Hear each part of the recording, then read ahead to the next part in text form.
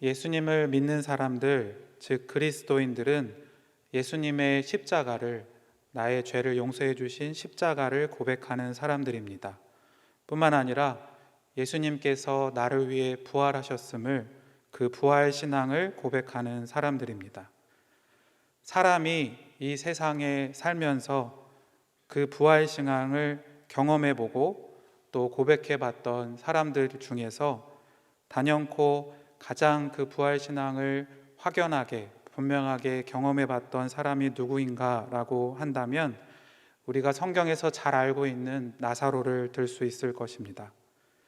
나사로가 죽었다가 다시 살아난 사건은 정말 예수님께서 하나님의 아들이 맞고 우리의 구원자가 맞다는 것을 잘 보여준 사건이었습니다.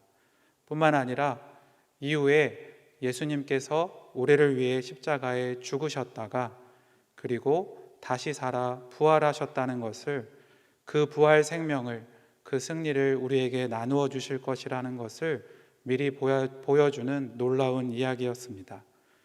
이렇게 오늘 요한복음 11장 말씀은 잘 아시는 나사로의 이야기인데요. 이때에 나사로를 중심으로 세 종류의 사람들이 나타나는데 오늘은 그 세 종류의 사람들을 중심으로 나사로의 이야기를 한번 살펴보고자 합니다. 나사로의 이야기에서 먼저 중요하게 등장했던 사람들 중 첫 번째는 바로 예수님의 제자들이었습니다. 예수님의 제자들은 이렇게 나사로가 죽어 있을 때에 원래 나사로가 살고 있었던 베다니에서는 조금 멀리 떨어진 약 30km 이상 떨어진 곳에 있었습니다. 왜냐하면 예수님께서 얼마 전 예루살렘 성전에서 자신이 하나님의 아들이라는 것을 밝히 가르쳐 주셨을 때 많은 유대인들에게 소란이 일어났고 결국 그들이 화가 나 예수님을 돌로 치려 했기 때문에 예수님과 제자들은 이제 성전을 떠나 멀리 요단강 저편으로, 즉 세례 요한이 사역했던 곳, 예수님께서 세례 요한에게 세례를 받으셨던 곳에 피해 있었습니다. 그런데 그렇게 요단강 저편에 있는 예수님과 제자들에게 한 사람들이 찾아왔습니다.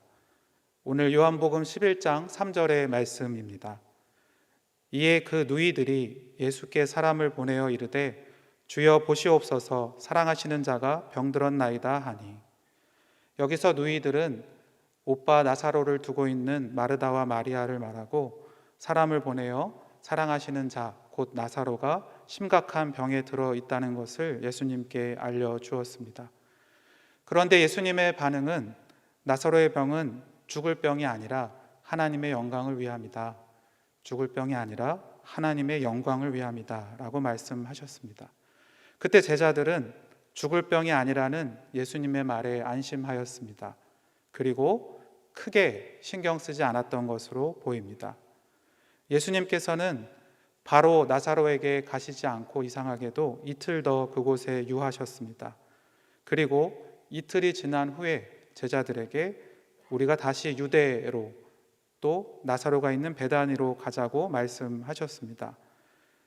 그리고 나사로가 잠들었다. 예수님께서는 이미 죽은 나사로를 잠들었다 표현하시고 내가 깨우러 가겠다라고 말씀하셨습니다. 제자들은 많이 당황했습니다. 8절 말씀을 보면 예수님, 바로 얼마 전에 유대인들이 우리를, 특히 예수님을 돌로 치려 하지 않았나요? 어찌하여 그 지역으로 다시 가시려고 합니까? 라고 말했습니다. 잘 아시는 대로 제자들에게 예수님은 자신들의 전부였다고 할 수 있습니다. 제자들은 먼저 예수님을 메시아로 이 땅에서 고백했던, 예수님이 불러주신 사람들이었습니다. 그리고 자신들이 가지고 있던 많은 것들을 포기하고 버리고 예수님을 따르는 사람들이었습니다. 그러니 그들에게 예수님을 잃어버린다는 것은 자신의 전부를 잃어버리는 것과 다름이 없었습니다. 행여라도 예수님께서 그 지역으로 다시 가서 돌로 쳐서 죽임이라도 당하신다면 자신들의 소망이 다 물거품이 되는 것 같은, 나의 전부가 없어지는 것과 같은 고통을 느끼는 거였습니다. 그러한 제자들의 마음을 잘 보여주는 말씀이 16절 말씀입니다.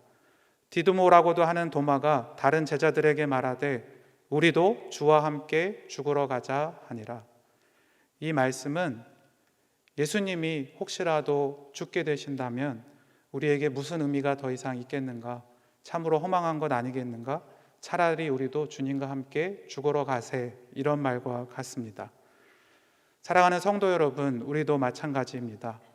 우리에게는 각자 자신의 생명보다도 더 귀한 기도 제목, 소원들이 있기 마련입니다.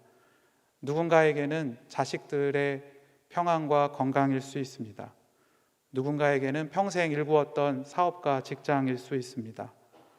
또 누군가에게는 반려자, 내 짝이라고 부르는 나의 배우자, 내 배우자가 구원받는 것, 건강한 것, 이런 것들이 자신의 목숨과도 바꿀 수 있다고 생각하는 자신의 소원일 수 있습니다. 그런데 그 소원이 물거품이 되고 절망이 된다면 우리는 어떻게 할까요? 정말 당황하고 오늘 말씀의 예수님처럼 예수님, 그것만은 참 어려운 일 같습니다, 이렇게 반응하지 않았을까요? 하지만 예수님께서는 그러한 제자들에게 아니다, 그러한 죽음과 같은 고통도 이기는 부활의 능력을 내가 너희로 믿게 하기 위하여 나는 베다니로 가겠다라고 말씀하셨습니다. 오늘 말씀에서 두 번째로 등장하는 인물들은 마르다와 마리아입니다. 말씀드렸듯이 마르다와 마리아는 오빠 나사로를 둔 여동생들이었습니다. 그 마르다와 마리아는 예수님께서 베다니로 오고 있다는 소식을 듣게 되었고 마르다가 먼저 예수님께 달려나왔습니다. 21절 말씀입니다. 마르다가 예수께 여짜오되 주께서 여기 계셨더라면 내 오라버니가 죽지 아니하였겠나이다. 여기서 주께서 여기 계셨더라면 이라는 말은 참 큰 슬픔을 담고 있는 말로 보입니다. 주님이 여기 계셨더라면 이 말은 즉 주님은 여기 없으셨습니다 라는 뜻입니다. 마르다와 마리아가 얼마나 하나님께 기도를 많이 했을까요? 주님을 얼마나 많이 생각했을까요? 그들은 예수님을 잘 믿고 있었고 예수님이 많은 사람들을 살려주셨던 것을 보고 믿고 있었습니다. 그래서 하나님께 하나님의 아들 예수님을 빨리 보내주셔서 우리 오빠를 살려달라고 기도했을 것입니다. 그런데 그 기도 제목 가운데 예수님은 계시지 않았습니다. 즉 응답해 주시지 않았습니다. 우리도 마찬가지입니다. 우리도 마르다와 마리아처럼 큰 고통을 당할 때 잘 살펴보면 나의 기도 제목에 대하여 내가 믿음으로 오랫동안 기도했는데 어쩌면 주님께서 이 기도 제목은 들어주시지 않나 보다, 주님이 여기 계시지 않나 보다, 내 직장에는, 내 배우자의 영역에는 주님이 안 도와주시나 보다, 하나님께서 우리 가족의 건강 문제는 안 도와주시나 보다, 알아서 하라고 하시나 보다, 이러한 생각이 들 때 우리는 마음에 큰 불안과 고통을 느끼게 됩니다.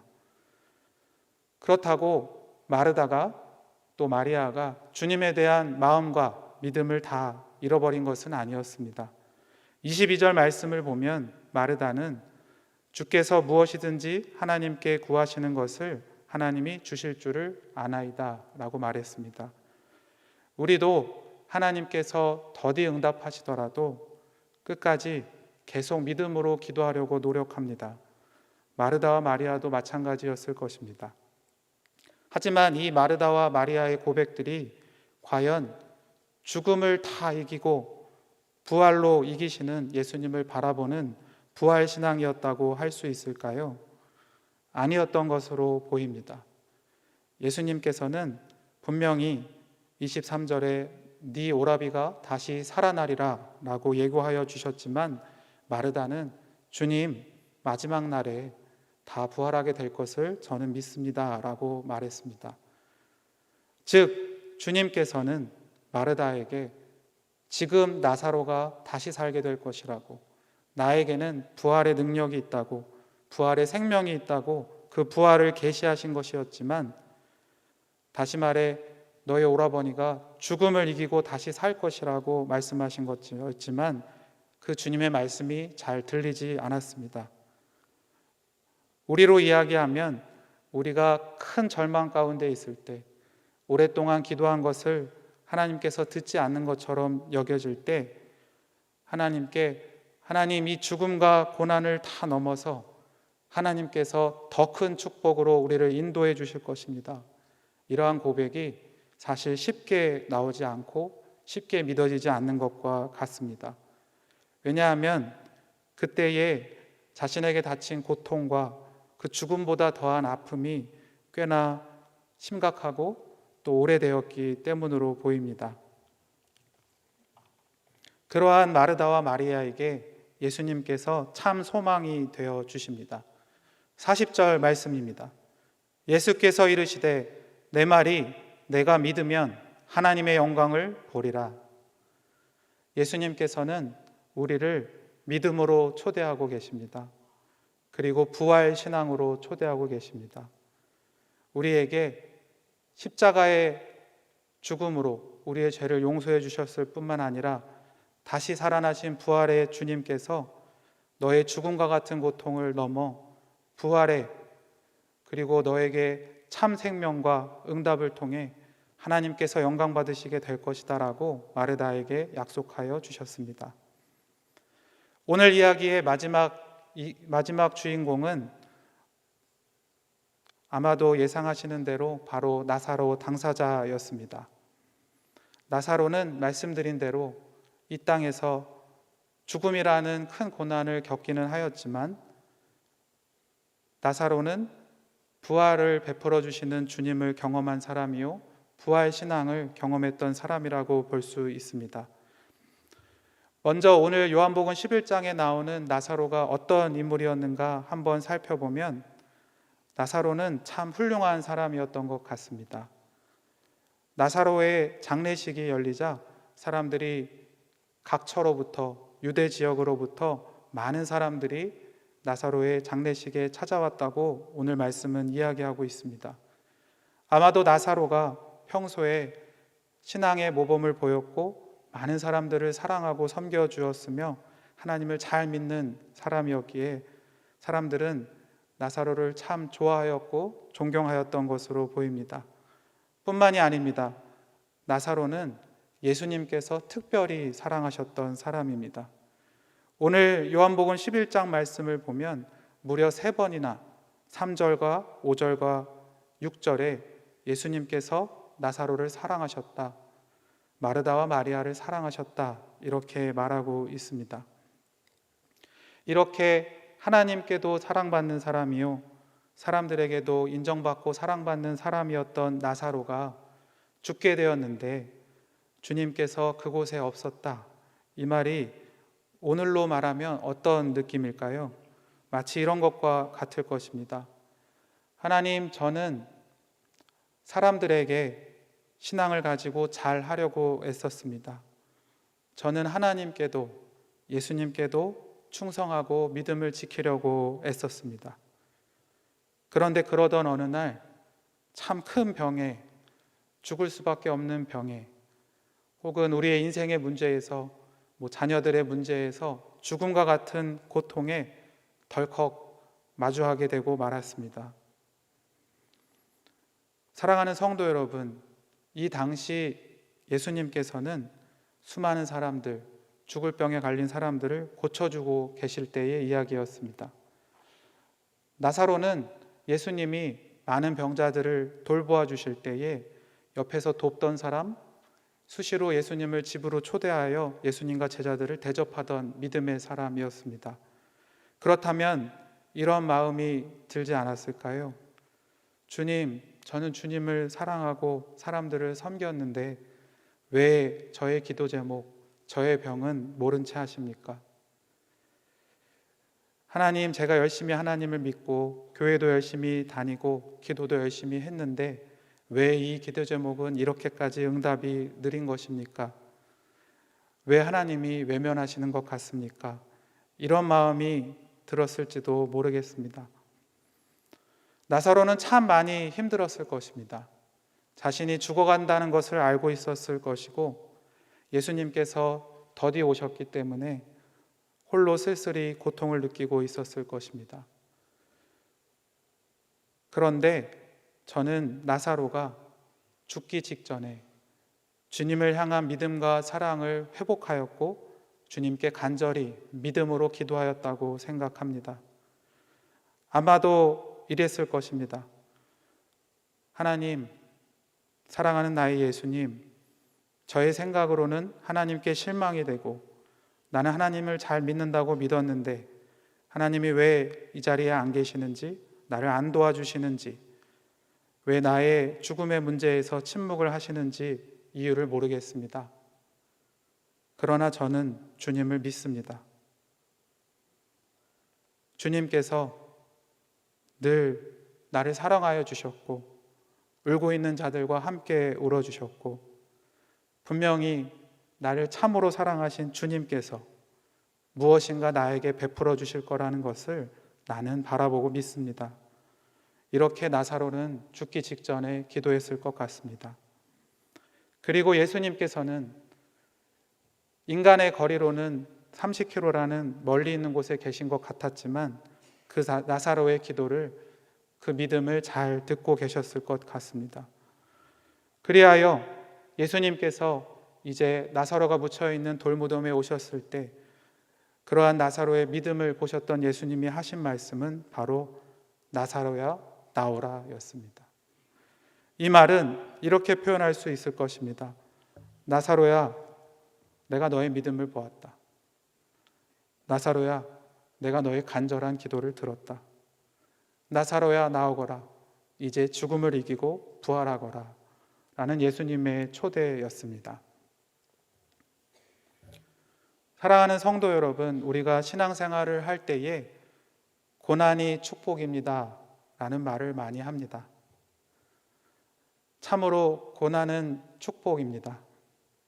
그리고 예수님께서는 단지 우리의 죄를 위해서만 죽어주시는 분이 아니며 우리의 인생 전체를 위해 죽어주신 분이라고 믿습니다.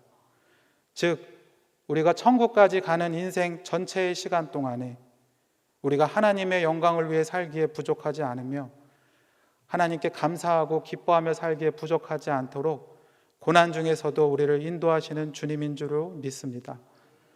이것이 바로 우리가 가져야 할 믿음, 부활신앙입니다. 물론 때때로 우리도 제자들과 같을 수 있습니다. 마르다와 마리아처럼 주님 이 자리에 안 계신 것 같습니다. 제 기도 제목을 오랫동안 응답하지 않으시는 것 같습니다 라고 생각할 수 있습니다. 그리고 또 신앙생활을 하다 보면 옆에 있는 다른 성도님들이 내가 20년 동안 남편을 위해서 기도했는데 이제 얼마 전 위대한 행진서부터 나오잖아, 나 하나님께 감사헌금 했잖아, 막 이런 얘기를 들으면 속에서 열불이 나고 주님, 저는 언제인가요? 이런 마음이 들 수도 있습니다. 하지만 믿음으로 하나님께서는 우리를, 그리고 우리 성도 여러분을 나사로와 마르다와 마리아처럼 특별히 사랑하시는 것이라고 고백합니다. 주님께서는 예수님의 길을 우리에게 똑같이 걸으라고 초대하시는 것 같습니다. 고난 뒤에 축복이 있다라는 말은 십자가 뒤에 부활이 있다는 말과 같습니다. 아직 우리가 살고 있는 이 세상은 아직 영원한 천국에 이르지 않은 세상입니다. 세상에는 참 악한 일이 많고 나도 연약한 죄인입니다. 그리고 아직 마귀가 영원한 심판을 받지 않았기 때문에 우는 사자처럼 우리의 믿음을 고난 중에 넘어뜨리려 애씁니다. 하지만 그러한 순간에도 우리는 나사로와 같이 고백해야 할 것입니다. 주님, 제가 이 고난의 이유를 다 모르고 이 기도 제목의 응답이 왜 이렇게 더딘지 모르지만 저는 나를 죽기까지 사랑하신 주님의 그 사랑을 믿습니다. 우리가 이렇게 기도하며 인내하며 끝까지 우리 목사님의 말씀과 같이 포기하지 않는 믿음, 끝까지 견디는 믿음으로 나아갈 때에 우리에게 인생의 문제에도 찾아오셔서 누구야 나오너라, 누구야 이제 일어나거라, 이제 믿음으로 걸어가거라 라고 부활의 승리를 주시는 주님이 우리를 위로하시며 기쁨으로 단을 거두게 하실 것을 소망합니다. 기도하시겠습니다.